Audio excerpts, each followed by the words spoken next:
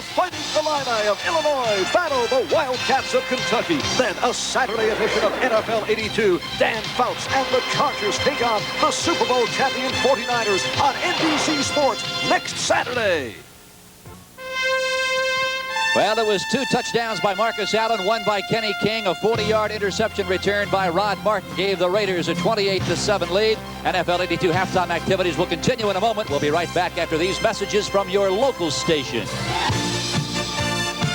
Before 20-17. The game you're watching, the Raiders on top of the Seahawks 28-7. And if Mike McCormick ever had a pep talk in his pocket, now's the time to give it to the old Seahawks. Tom Flores liked what he sees early on, especially Marcus Allen, the super rookie. As Len mentioned, over 100 yards already in the first half. Here he scores from 2 yards out at 7-0 Raiders. Kenny King made it 14-0 with that 1-yard run. And then watch this. You remember the hero in the Super Bowl 15, Rod Martin? Well, here he picks off another pass. This time he takes Zorn past 40 yards for a score that made it Los Angeles 21, Seattle nothing. And then Marcus Allen again gets the pitch out from Jim Plunkett, takes it at the 40. He's off to the races. Nice cut back there. John Harris tries to bring him down. Finally, Dave Brown tries to bring him down. He's down to the 3, where 1 play later, right here, he scored. Now it was 28-0 in favor of the Los Angeles Raiders. And then the Largent Zorn combination finally got the Seattle Seahawks on track. Here, Jim goes back to pass. Finds Largent in the end zone. That's the way it stands at halftime, 28-7. And we have said it so many times, Marcus Allen is more than just a rookie. He's really something else, huh? What a show. And it's interesting to note that 4 teams were knocked from the unbeaten ranks last week. The Raiders, Miami, Pittsburgh, Green Bay, all bouncing back to apparent victories today, but of course the Raiders at halftime. Pete Axthelm, your thoughts? Well, you know, Len, of course I agree that the Colts are the team of the day and play the game of the day, but my team of the day is also the Chicago Bears. You know, the Bears have a great tradition going back to the early days of Papa Bear Hallis, and they were always tough guys. Even when they weren't that good, they wore those big old ugly uniforms and came out and beat you up. The Dick Butkuses, the Doug Atkinses, the Mike Adamleys, they took nothing from anybody, you know? And for that reason, they've always been at their best right after they publicly humiliate themselves. Remember last year the Lions killed them on Monday night? Next week all they did was come back and beat San Diego. Well, last week the Vikings ran roughshod over them. Today they come back and all they got to do is beat the Patriots. That was almost easy for that Chicago tradition. Fess up. Why are you really happy? Because you picked the Bears today. That's why. You may have been wondering why I know the Bears. You know the Bears. Coaching change today. Joe Morrison, the famous former Giant football player, was the coach at New Mexico, given a 5-year contract today to coach the University of South Carolina. January 1st, Bowl Day here on NBC Sports, a triple-header fiesta. Rose, orange. Here's your bowl station. Here's a preview of it. There's only one network where you can see the nation's #1 defense, Arizona State, try to stop the Oklahoma Sooners' hot rush, Marcus Dupree. There's only one place where you can witness the granddaddy of them all, the Rose Bowl. Carter and Company from Michigan, Ramsey's UCLA Bruins. And to experience the greatest halftime show ever, the highest-scoring offense in the country, and the Tigers of LSU, there's a singular choice, NBC Sports. All this without ever changing your dial, New Year's Day.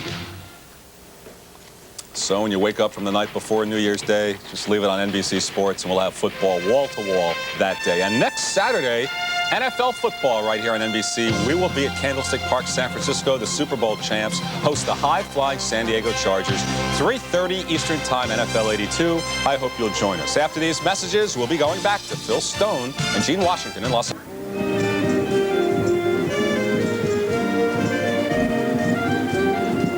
It is halftime at the Coliseum in Los Angeles, where the Seattle Seahawks trail the Los Angeles Raiders 28-7. And Gene, this is obviously not the same offense or defense Seattle has seen the last couple of weeks. Well, the biggest problem that the Seahawks are having on offense is that the Raiders' defensive line is putting so much pressure on Zorn that he just can't get the ball to his receivers. They got a little better second quarter. They started throwing some shorter passes.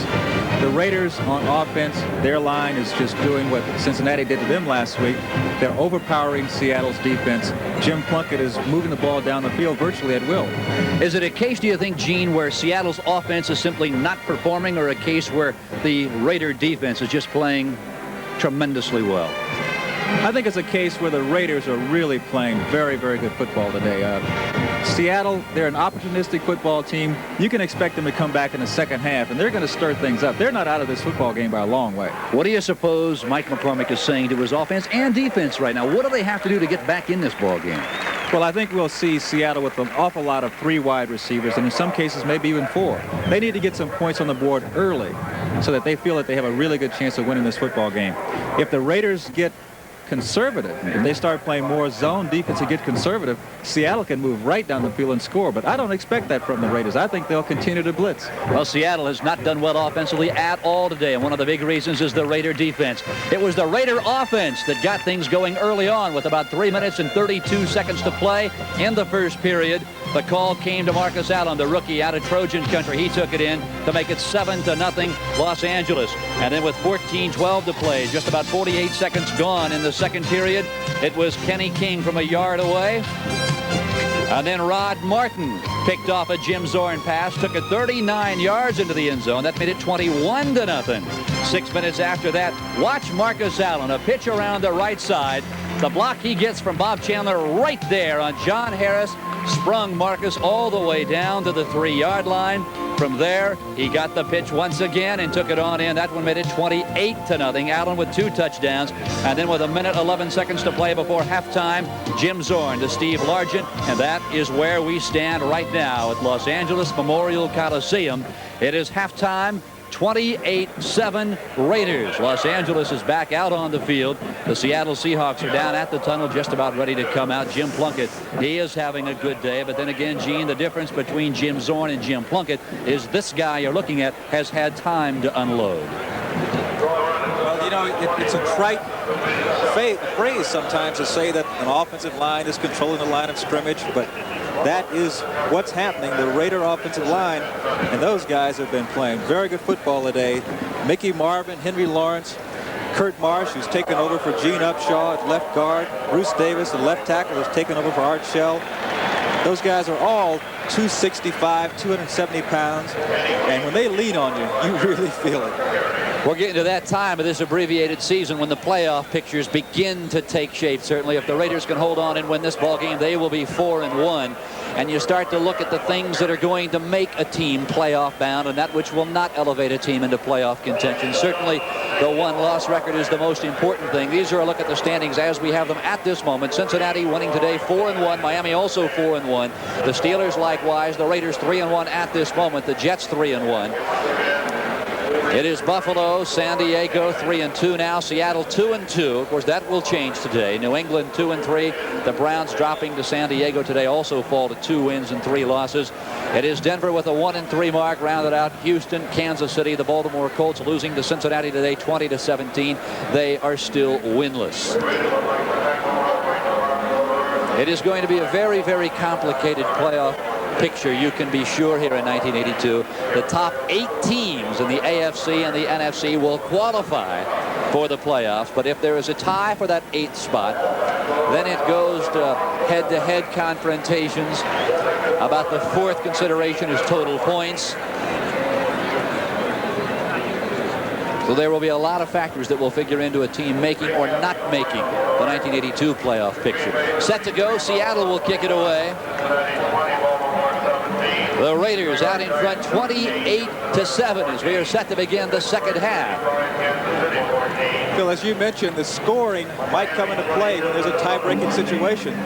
So even though the Raiders are out ahead, they are going to still try to get more points on the board because it may become a factor. It may mean whether they make the playoffs or not.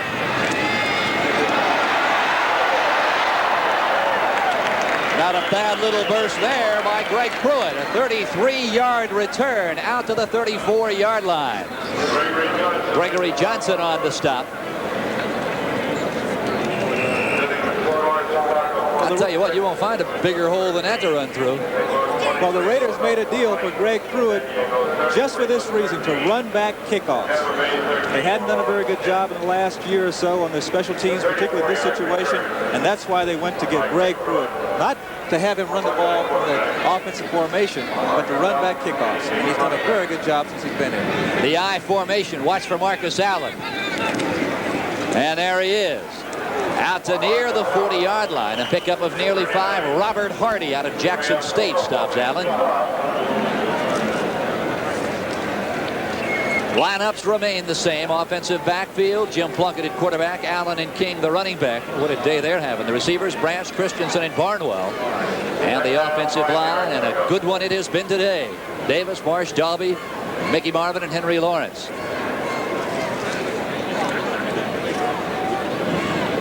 It's hard to believe the Raiders are up 28-17, and Cliff Branch has not caught one pass today.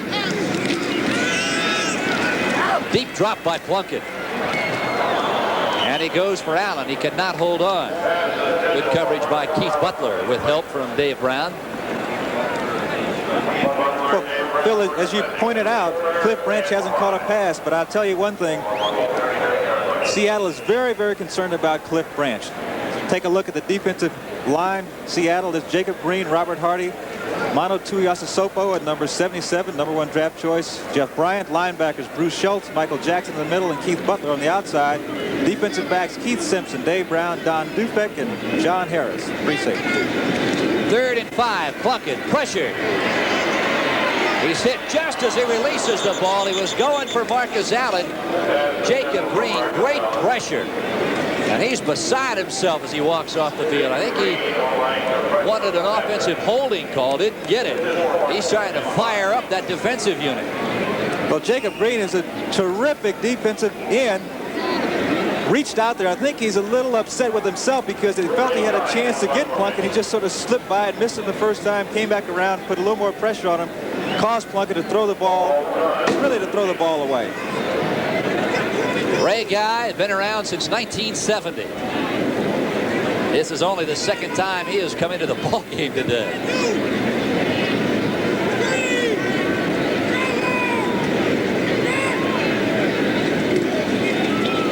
Oh, almost blocked. Fair catch at the 35-yard line. Kerry Justin almost got to it. Justin and Dufek collide right here. Well, you'll see he almost gets this punt, and I think that Ray Guy had his eye on him because he only got this punt away for about 25 yards, which is way, way below his average. First down. A 25-yard punt. Zorn, Sherman Smith, and David Hughes. Receivers, Paul John, Steve Largent, and Mike Tice. And the offensive line, who has really been pushed around by the Raider defensive line today. Lone setback is Dornick on 1st and 10. And the give is to Dornick. And he's got nothing. Reggie Kinlaw, the middle guard, shuts things down. Kinlaw coming off minor knee surgery a year ago. Very, very slow recovery, but he sure stopped it up there. The Raider defensive group, Dave Browning, Reggie Kinlaw in the middle, Lyle Alzado right in. Linebackers, Hendricks, Matt Millen, Bob Nelson, Rob Martin. Defensive backs, the same as the first half. Lester Hayes, Ted Watts, corner, Mike Davis, strong safety, and Burgess Owens, free safety. Just underway, 3rd period action from the Coliseum in Los Angeles. Strong safety blitz. Right up the middle goes Sherman Smith, and he won't get very much. Pickup of 2 to the 39. Reggie Kinlaw is there again. Phil, if there's a question as to whether the Raiders are going to be conservative on defense, you can forget about it. On that last play, number 36, Mike Davis, came from a strong safety position on a blitz. And that's not conservative football. 3rd down and 7. 12 minutes, 40 seconds to play, 3rd quarter.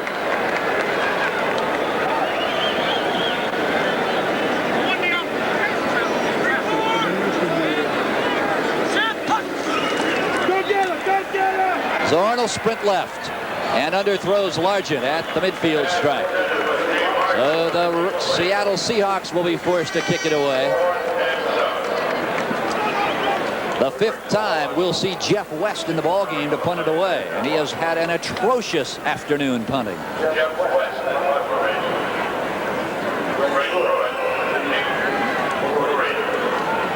West averaging 34.8 this afternoon.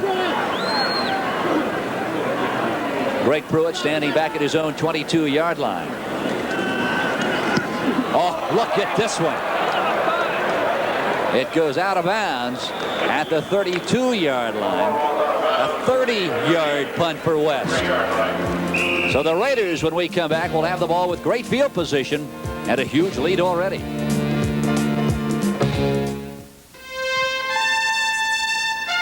This 1982 National Football League game is being brought to you by the new Chrysler Corporation, quality engineered to be the best.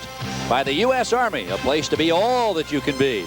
And by Seiko and your authorized Seiko dealers, to remind you that people trust Seiko more than any other watch.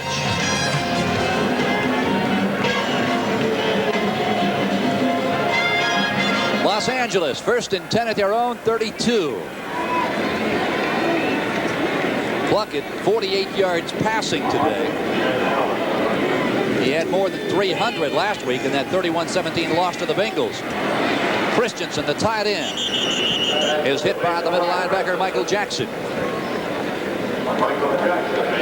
Bill, we've been talking about the success of the Raider line. Look at number 60. That's Curt Marsh. He's the man that came in last year to replace Gene Upshaw. First man to come in and start as a rookie for the Raiders since Gene Upshaw did it about 15 years ago. Second down, call it 5 at their own 38. Marcus Allen, dropped for a loss by Keith Butler. Now, you won't see that happen very often, although the Bengals got to Marcus all afternoon long a week ago in Cincinnati. 8 carries, 0 yardage a week ago. But he has certainly made up for it this afternoon. He certainly has. But I think what happens to the defense is that after you see Marcus Allen break a few tackles, you realize you just can't hit him with the shoulder. When you tackle him, you have to wrap your arms around him and hold on, because he can get away from one tackler. Plunkett's going for it, Cliff Branch, and it's almost picked off by Don Dufek. He had a shot at it and could not hold on. Well, Jim Plunkett is feeling the pressure for the first time as we take a look at number 21, Cliff Branch, going downfield, going to the middle. Really doesn't expect the ball to be thrown his way. He's about the 3rd receiver on Jim's list, but Plunkett breaks the pocket and just puts the ball up. Don Dufek, well, you know, it's tough to say if he should have had it or not, but he got his hands on it. And, you know, that's a situation where you can really start to turn things around. Dufek playing in place of injured Ken Easley. 4th down and 5. Seattle showing as if they're going to send all 10, but they're not. They back off. Short punt again by Guy. They get a good bounce. Paul Johns will back up and let it go. The hometown bounce carries all the way down to the 17, a 45-yard punt by Ray Guy. His best effort of the afternoon. 10:46 to play, 3rd period. Seattle will have the ball. Seattle has the ball, 10:46 to play in the 3rd period at their own 17-yard line. There's Kenny King. He is not returning to this ball game, a pinched nerve in his neck.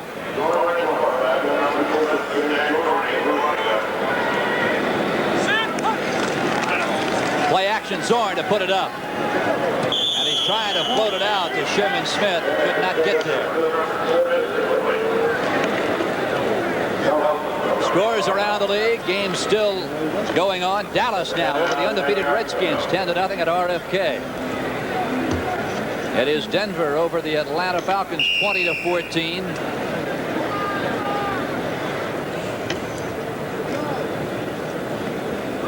Second down and 10. Gene, you alluded to it in the first half. It appears as if the receiving core of the Seahawks and Jim Zorn are just not in sync. They're not in the same wavelength today. That's primarily because the Raiders' defensive line is putting so much pressure on Zorn. Floats it downfield, and that's so large that he dropped it. A flag is down back at about the 10-yard line. Probably offensive holding, and it is. Mike Davis back on the coverage. Metzelaars, the 3rd very catchable pass that has been dropped by Seattle receivers today.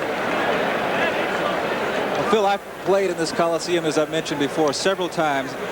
And I do know for a fact that when you're going in that direction and you look back right into that sun. and it can be really tough. Sometimes you don't see that ball until it's just right on top of you. Holding, number 64, offense, decline, third down. Now the call is against the left tackle, Ron Essink. It'll be 4th down, a punting situation now, I believe. Pardon me, 3rd down and 10. Well, there's number 55, Matt Millen, inside linebacker, coming up the middle, putting the pressure on the quarterback. That allows number 77, Lyle Alzado, to get out and really force Jim Zorn to run way out of the pocket. When you're rolling out, it's very difficult to throw that ball when you're running really fast, and that's what Jim Zorn had to do. But he got it out there, and the ball was just dropped. Zorn, heavy pressure. Oh, look at this. Sherman Smith, a flag is down again. Smith still on his feet. He's got more than enough for the first down, but hold on just a moment. May have an ineligible man downfield because that play was so long in development. Yeah, you're exactly right. So they'll call it back.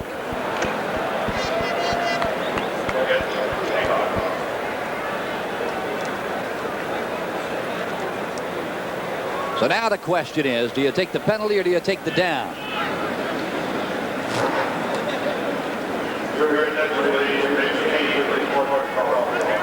Ten minutes, 20 seconds to play here in the third period. 28-7 Los Angeles. Let's listen.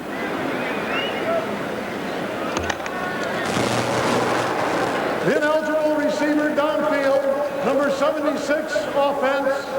Penalty, half the distance to the goal line. Repeat the down.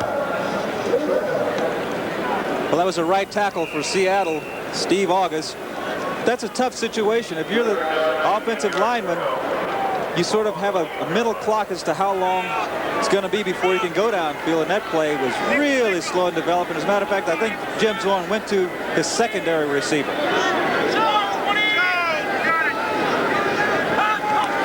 Third and 20. Zorn is down at the half-yard line. They will not get the safety. Reuben Vaughn was hoping for it.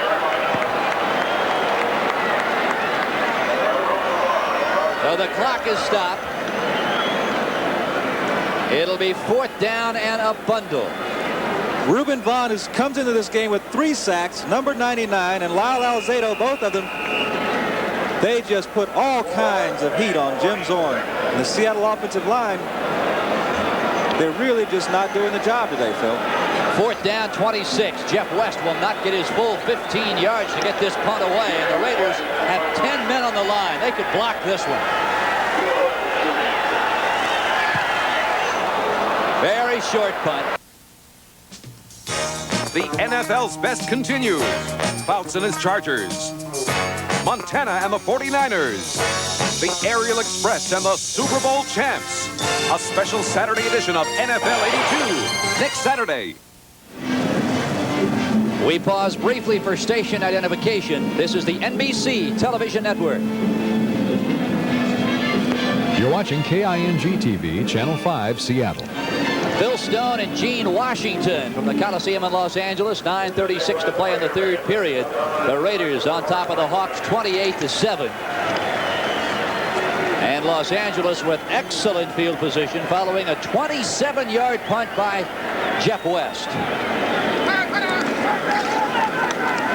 Marcus Allen in near the 20. Robert Hardy on the tackle.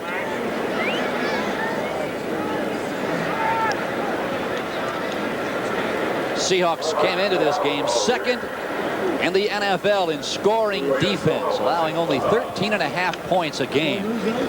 It's Henry Lawrence. I was about to say the right tackle for the Raiders is down. It appears as though he's having some problems with his shoulder. So while the Raiders medical staff tends to Lawrence, Plunkett will trot to the near sideline. We'll take a break.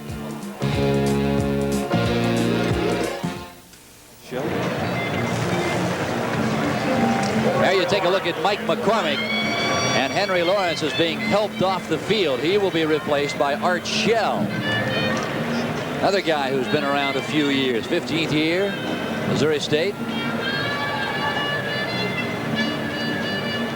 Position Art Shell really is not that familiar with. That's right. He played on the left side with Gene Upshaw for so many years, and now he's a swing man, playing both, backing up at both left and right tackle.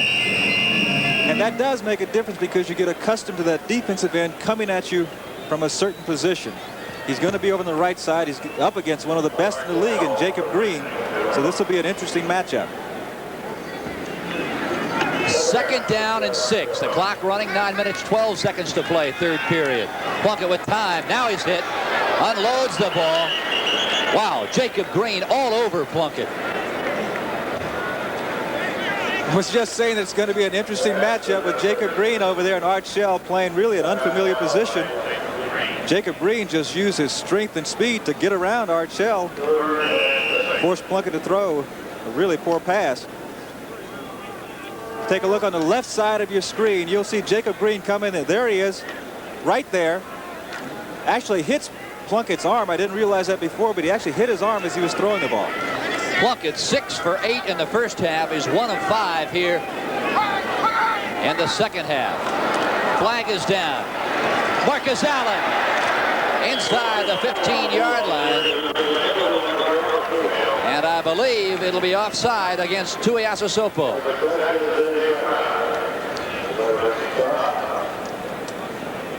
Well, Marcus picking up more than 5 yards, I believe, on that run, so they'll probably just decline that.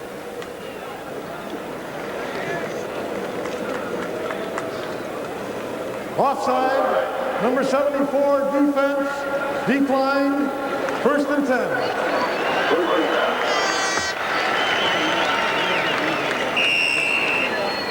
Here he is, right on the right side of your screen. Tuiasosopo jumps right there. Looked as if he might have gotten back, but the snap came just as he was taking the step back. 1st down 10. The ball now, the Seahawk 13. Marcus Allen, he is grabbed around the leg, and he's down. Bruce Schultz had him by the right leg. Marcus thought he regained his balance. The officials whistled him down. Phil, I see a difference in the second half from the first half with Seattle's defensive line and even their linebackers. They're swarm tackling now. The first half, they didn't do that. They were tackling with their arms. Marcus Allen just running through those kinds of tackles. Now they seem to be swarming to the man with the ball, and when they tackle him, they're wrapping their arms around him. I don't know what Mike McCormick said to his defense in the locker room at halftime, but whatever he said, it sure seems to be working here in the second half. 2nd down now, 13 yards to go for the Raiders.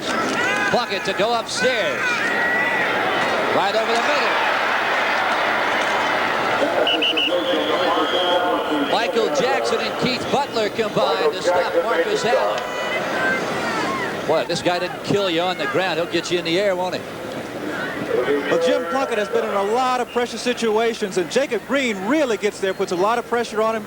But Plunkett manages to get the ball out to number 32, Marcus Allen.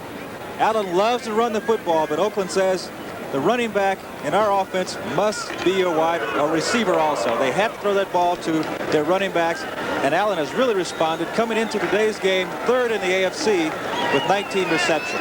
Bob Chandler and Cliff Branch split out to the top of your screen. Chandler in motion.